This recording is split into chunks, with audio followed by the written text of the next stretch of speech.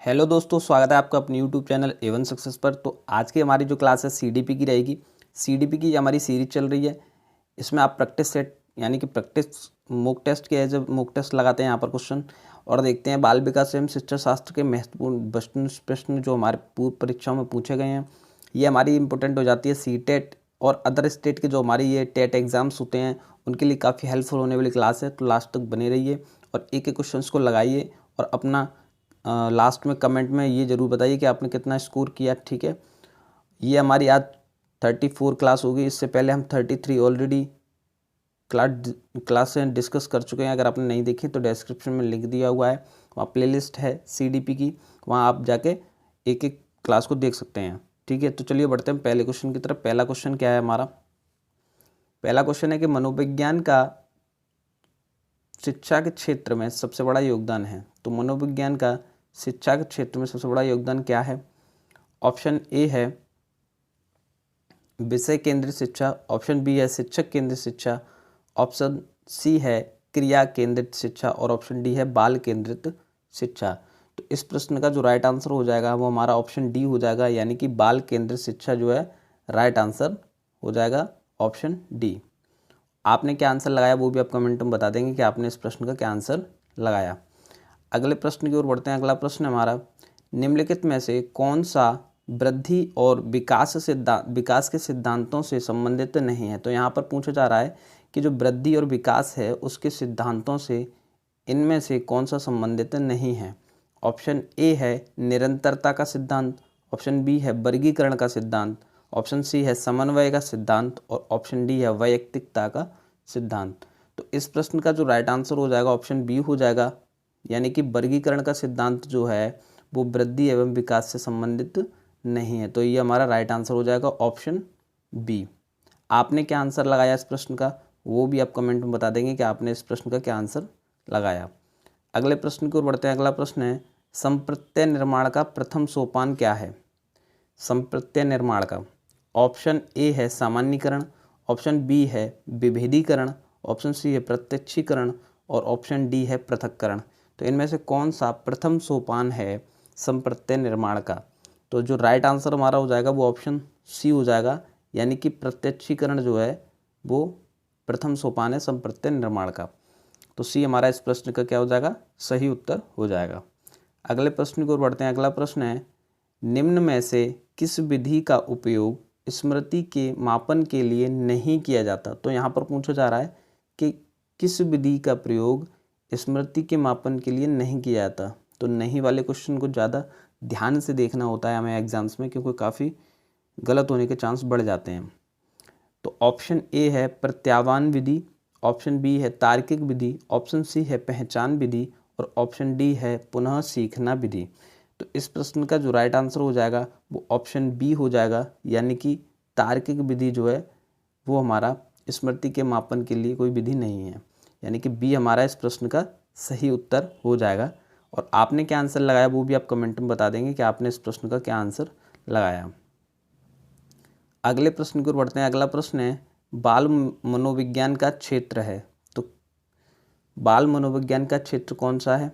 Option A है केवल शैशवावस्था की विशेषताओं का अध्ययन, ऑप्शन बी है केवल गर्भावस्था की विशेषताओं का अध्ययन, ऑप्शन सी है केवल बाल्यावस्था की विशेषताओं का अध्ययन और ऑप्शन डी है गर्भावस्था से किशोरावस्था की विशेषताओं का अध्ययन।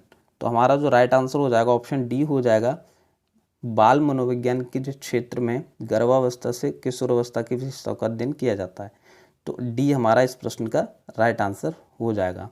आपने क्या आंसर लगाया वो भी आप कमेंट में बताते चलेंगे कि आप क्या आंसर लगा रहे हैं।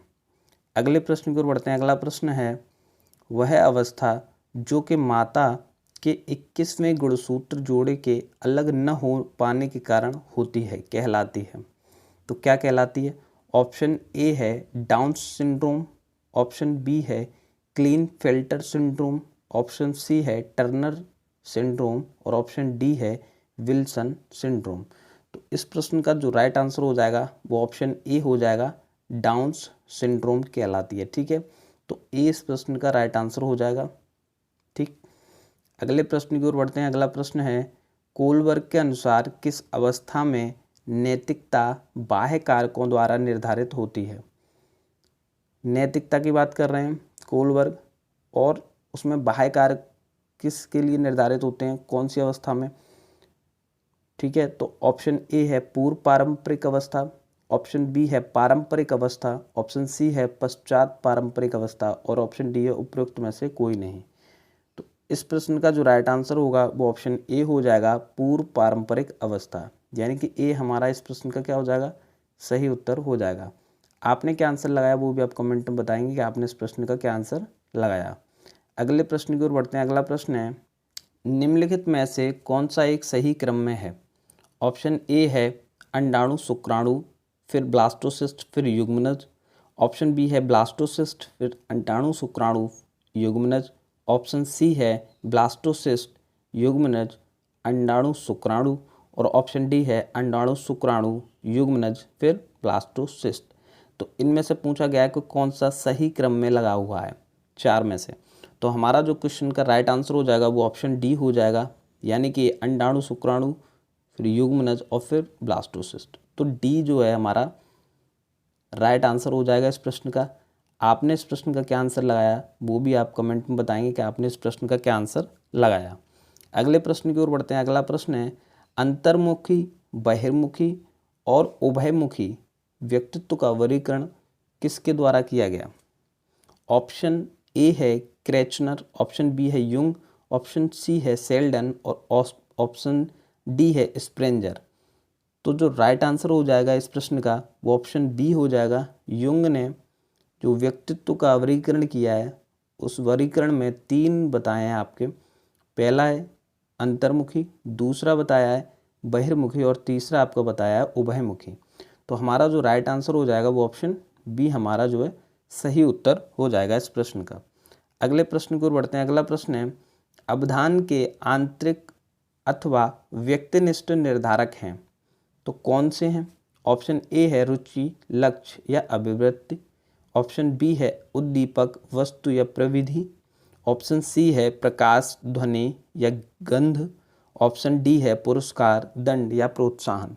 तो इस प्रश्न का जो हमारा राइट आंसर हो जाएगा वो ऑप्शन ए हो जाएगा, रुचि, लक्ष्य और अभिवृत्ति। ऑप्शन ए हमारा इस प्रश्न का सही उत्तर हो जाएगा, जो कि अवधान के आंतरिक या व्यक्तिनिष्ठ निर्धारक हैं। तो इस प्रश्न का राइट आंसर हो जाएगा। आपने क्या आंसर लगाया वो भी आप कमेंट में बताएंगे कि आपने इस प्रश्न का क्या आंसर लगाया। अगले प्रश्न की ओर बढ़ते हैं। अगला प्रश्न है, किस व्यवहारवादी ने कहा कि मुझे नवजात शिशु दे दो, मैं उसे डॉक्टर, वकील, चोर या जो चाहूँ बना सकता हूँ? तो किस व्यवहारवादी ने कहा है? ऑप्शन ए है फ्रीमैन, ऑप्शन बी है न्यूमैन, ऑप्शन सी है वॉटसन, और ऑप्शन डी है होलजिंगर।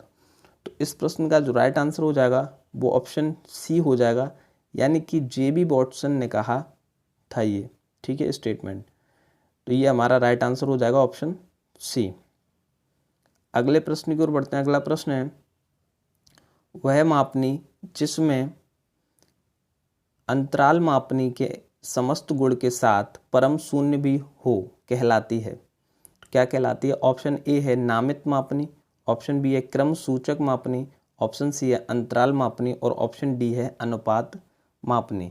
तो इस प्रश्न का जो राइट आंसर हो जाएगा वो ऑप्शन डी हो जाएगा, अनुपात मापनी।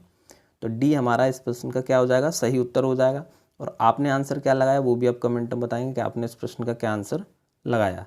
अगले प्रश्न की ओर बढ़ते हैं। अगला प्रश्न है, फ्राइड के अनुसार हमारे मूल्यों का आंतरिकीकरण रिक्त स्थान में होता है तो किस में होता है? ऑप्शन ए है इद या इदम जिसको बोलते हैं, ऑप्शन बी है अहम, ईगो, ऑप्शन सी है परा अहम या सुपर ईगो, या ऑप्शन डी है परिस्थितियों। तो इस प्रश्न का जो राइट आंसर हो जाएगा वो ऑप्शन सी हो जाएगा, यानी कि सुपर ईगो। तो सी हमारा इस प्रश्न का राइट आंसर हो जाएगा, जिसमें क्या होता है कि मूल्यों का आंतरिकीकरण होता है, ठीक है। तो सी हमारा इस प्रश्न का राइट आंसर हो जाएगा। अगले प्रश्न की ओर बढ़ते हैं। अगला प्रश्न है, सांख्यिकी में वह रेखा चित्र जिसमें आवृत्तियों को स्तंभों द्वारा प्रदर्शित किया जाता है कहलाता है। ऑप्शन ए है स्तंभाकृति, ऑप्शन बी है आवृत्ति बहुभुज, ऑप्शन सी है संचयी आवृत्ति, और ऑप्शन डी है रेखा चित्र। तो इस प्रश्न का जो राइट आंसर हो जाएगा वो ऑप्शन ए हो जाएगा, स्तंभाकृति। ठीक है, ए इस प्रश्न का क्या हो जाएगा, राइट आंसर हो जाएगा। आपने क्या आंसर लगाया वो भी आप कमेंट में बताएंगे कि आपने इस प्रश्न का क्या आंसर लगाया है। ये हमारा पूछा गया था यूपी टेट 2016 में। ठीक है, 16 में पूछा गया था। ठीक, इस प्रश्न का जो है राइट आंसर ऑप्शन ए हो जाएगा।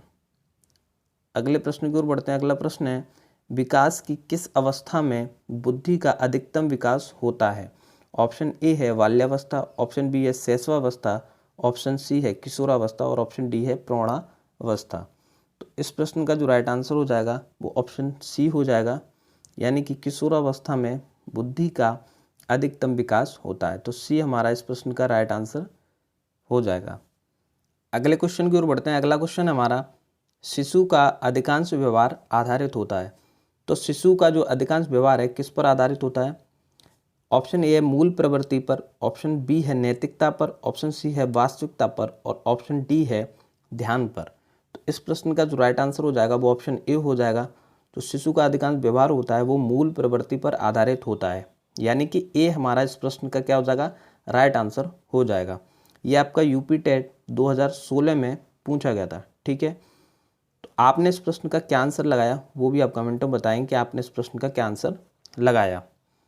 अगले प्रश्न की ओर बढ़ते हैं। अगला प्रश्न है, निम्नलिखित मापन के स्तरों में सबसे अच्छा कौन है? ऑप्शन ए है नामित, ऑप्शन बी है अनुपात, ऑप्शन सी है क्रमिक और ऑप्शन डी है अंतराल। तो कौन सा इनमें से सबसे अच्छा माना गया है? तो इस प्रश्न का जो राइट आंसर हो जाएगा वो ऑप्शन बी हो जाएगा, यानी कि अनुपात।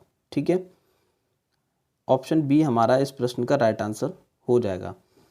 अगले प्रश्न की ओर बढ़ते हैं। अगला प्रश्न हमारा, निम्नलिखित में से कौन सा व्यक्तित्व का प्रक्षेपी परीक्षण नहीं है?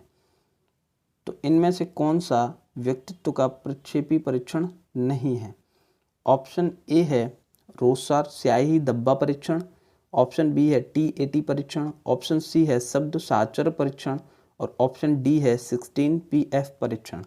तो इस प्रश्न का जो राइट आंसर हो जाएगा वो ऑप्शन डी हो जाएगा, 16PF परीक्षण, यानी कि डी इस प्रश्न का क्या हो जाएगा, राइट आंसर हो जाएगा।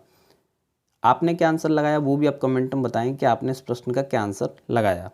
अगले प्रश्न की ओर बढ़ते हैं। अगला प्रश्न है, औसत बुद्धि वाले बालकों की बुद्धि लब्धि यानी IQ रिक्त स्थान के बीच होगी।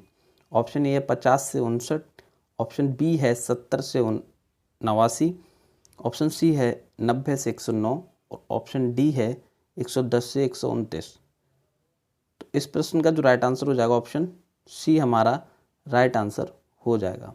ठीक है, अगले प्रश्न की ओर बढ़ते हैं। अगला प्रश्न है, मनोवैज्ञानिकों के अनुसार निम्नलिखित में से किस विधि द्वारा मूल प्रवृत्तियों में परिवर्तन लाया जा सकता है? तो किन विधियों द्वारा मूल प्रवृत्तियों में परिवर्तन लाया जा सकता है?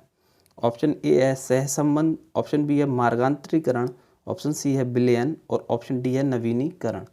तो इस प्रश्न का जो राइट आंसर हो जाएगा वो ऑप्शन बी हो जाएगा, मार्गांतरीकरण, यानी कि बी हमारा इस प्रश्न का राइट आंसर हो जाएगा।